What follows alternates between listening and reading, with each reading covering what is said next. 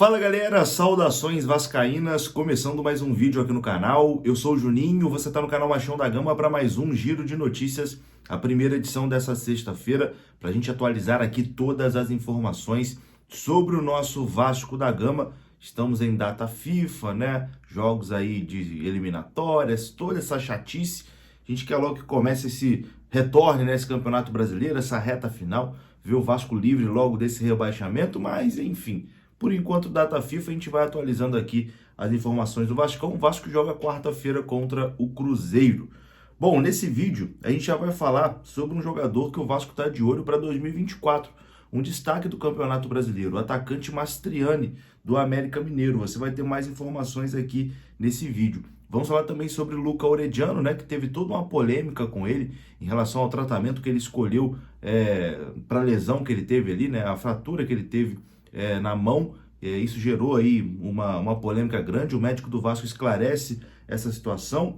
Enfim, tem bastante coisa aqui para a gente conversar. O vídeo vai começar depois da vinheta. Antes da vinheta eu conto com você deixando aquele like, que é muito importante, e conto com você se inscrevendo também aqui no canal, se você não for inscrito, beleza? Deixou o seu like, se inscreveu, a vinheta rodou.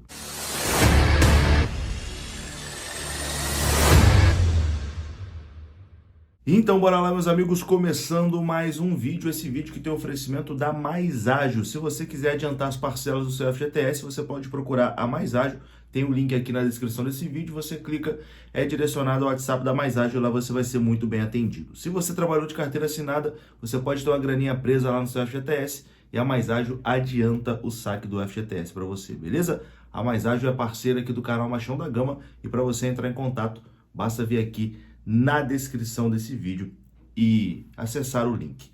Bom, meus queridos, o Vasco joga só na quarta-feira, né? O Vasco vai enfrentar o Cruzeiro, jogo decisivo aí no Campeonato Brasileiro. Eu encaro esse jogo como uma final de campeonato, né? Se o Vasco vencer o Cruzeiro, eu acho que o Vasco sacramenta praticamente a sua permanência na primeira divisão. O Cruzeiro, que tem um jogo a menos que o Vasco, né, no campeonato, o Cruzeiro vai jogar amanhã contra o Fortaleza e a gente tem que ficar de olho aí e torcer para o Cruzeiro tropeçar, né? Seria importante aí mais uma derrota do Cruzeiro, para o Cruzeiro chegar ainda mais abalado nesse jogo contra o Vasco. Lembrando que o jogo será sem público. Ontem no vídeo da noite eu até falei sobre isso, né? O Cruzeiro sofreu uma punição pesada, vai jogar o resto do Campeonato Brasileiro sem torcida como mandante e como visitante, né? O Cruzeiro não terá o apoio do seu torcedor nessa reta final. Então é o momento, né, do Vasco aproveitar, o Mineirão vai estar vazio e o Vasco vencer essa partida aí, que é final de campeonato pra gente. Uma curiosidade, né?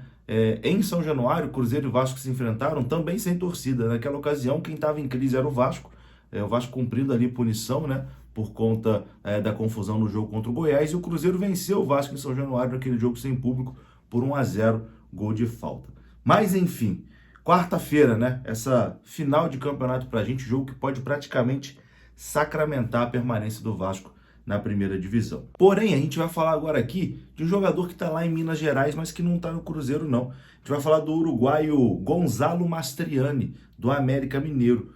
O Vasco está monitorando a situação desse atacante. O centroavante uruguaio de 30 anos de idade é o grande destaque, né, do América Mineiro, que é o lanterna e já está rebaixado para a segunda divisão do Campeonato Brasileiro. O nome do atacante é bem avaliado, né, dentro do Vasco, que enfim, estuda a possibilidade de avançar ali para realizar uma oferta ao América Mineiro. O jogador tem vínculo com o América até dezembro de 2025.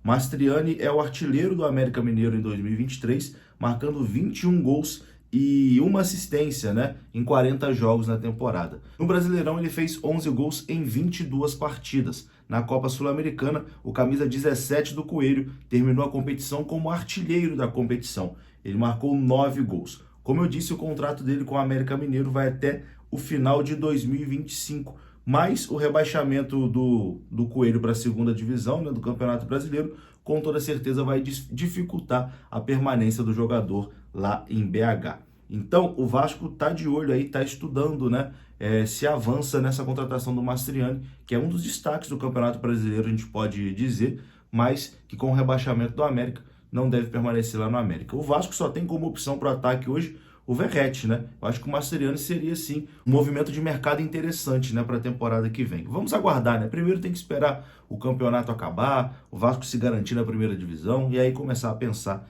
nessa temporada de 2024. Bom, vamos falar agora aqui sobre o Orediano. Teve toda uma polêmica, né, em relação ao tratamento que o Orediano escolheu para a fratura que ele teve ali no osso da mão. A torcida do Vasco não entendeu muito bem, né, essa situação. O Vasco emitiu uma nota oficial dizendo que o jogador preferiu se tratar por conta própria, né, não aceitou os métodos oferecidos pelo clube. E o canal Atenção Vascaínos, através do jornalista Flávio Dias, conversou com o Gustavo Caldeira, que é o médico do Vasco, e ele esclareceu essa situação do Luca Orediano. Confira só, os créditos é do canal Atenção Vascaínos. Fratura do quarto metacarpo, é um osso da mão direita, no jogo contra o Cuiabá. Ele fraturou a mão numa queda, que é um mecanismo de trauma comum, característico realmente de quem faz essa fratura, esse tipo de fratura. O jogo foi no domingo, na segunda-feira ele estava com uma imobilização provisória, a gente fez o diagnóstico através de uma radiografia e propusemos o tratamento para o Luca. O Luca é um menino super do bem, é um menino que respeita todas as nossas orientações em relação ao que tem que ser feito para tratamento, para performance, para nutrição, enfim, várias reuniões de psicólogo. E é um menino sempre muito ativo, sempre teve muita boa vontade em aceitar as nossas orientações. Acontece que é um atleta que tem a vontade dele, a vontade própria, é normal isso. Cada atleta, a gente não é obrigado a impor um tratamento a um atleta que a gente julgue o melhor. A gente expôs quais eram os tipos, as possibilidades de tratamento do atleta. É um atleta que vem da Argentina, não é um atleta brasileiro que a gente já conhece há muito tempo, tem a facilidade da língua e consegue entender muito bem, consegue se expressar melhor ainda. Então ele tem um colega médico lá que é da confiança dele, a gente não vê problema nenhum em relação a isso. Isso foi muito bem organizado, ele foi para a Argentina, ouviu a opinião do colega dele e seguiu a orientação. E a gente está em contato com o médico dele, nosso departamento médico aqui do Vasco está em contato com o médico que fez a consulta do Orediano e estamos seguindo o tratamento. Na verdade, existe a indicação de um tratamento cirúrgico ou não cirúrgico para cada tipo de lesão. O cirúrgico, enfim, vai fazer a cirurgia e aí tem algumas técnicas para cirurgia. E quando a gente fala em tratamento conservador, dentro do tratamento conservador existem inúmeras possibilidades. Gesso sem gesso, com órtese em 3D, órtese antebraco palmar, que a gente chama, com velcro, enfim, existe uma enormidade de tratamentos conservadores. A gente chegou a fazer uma tala adaptada, individualizada, moldada em 3D para ele, que a gente julga satisfatória. Só que o atleta não se adaptou e se sentiu confortável fazer o tratamento do gesso. Com essa mobilização em 3D moldada para ele, ele poderia jogar. Poderia, não significa que ele conseguiria jogar. Então, acho que saiu alguma reportagem falando que ele se recusou a jogar, mas acredito que muito mais foi pela confiança dele se sentir confortável na imobilização gessada e na opinião do colega do que a vontade dele não querer jogar. Acho que não foi isso, não. Não, previsão 3 a 4 semanas, está fora do Campeonato Brasileiro. Então tá aí, né? Uma situação delicada com toda certeza, mas a gente torce aí por uma recuperação do Luca Orediano e que as coisas consigam se resolver aí da melhor maneira possível. O que você achou das explicações do médico do Vasco? Deixa aqui nos comentários. Bom, para finalizar esse vídeo aqui, eu venho com um detalhe interessante, né? O Vasco tem mais 2 jogos ainda em São Januário pelo Campeonato Brasileiro. O Vasco vai enfrentar o Corinthians e o Red Bull Bragantino.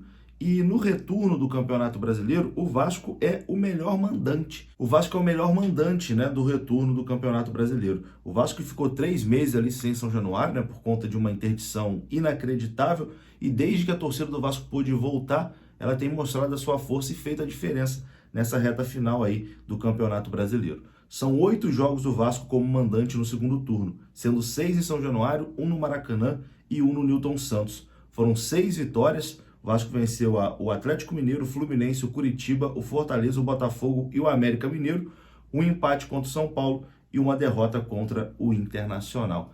Impressionante essa mudança de chave, né? Vocês lembram naquela crise que o Vasco viveu no campeonato com Barbieri, Luiz Melo, que eles diziam que São Januário era hostil para o Vasco, que São Januário fazia mal para o Vasco, que a torcida atrapalhava, pressionava o time.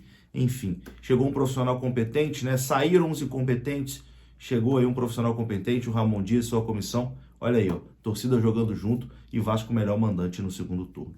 É isso. Saudações vascaínas, vou ficando por aqui. Se você gostou do vídeo, deixa o like que é importante. Se inscreva aqui no canal. Até a próxima.